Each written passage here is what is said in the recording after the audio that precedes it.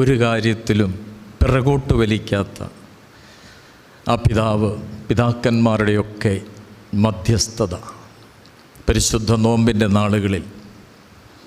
എന്നാൽ ചില കാര്യങ്ങളിൽ അല്പം വിഷമമില്ലാതില്ല. 50 വയസ്സിന് താഴെയുള്ള എത്ര പേരിവിടെ ഉണ്ടെന്ന് ഞാനൊന്ന് നോക്കിപ്പോയി. 1-2 പേരൊക്കെ നമ്മുടെ മുന്നിലുണ്ടെങ്കിലും ചോദ്യചിഹ്നമായി നിൽക്കട്ടെ.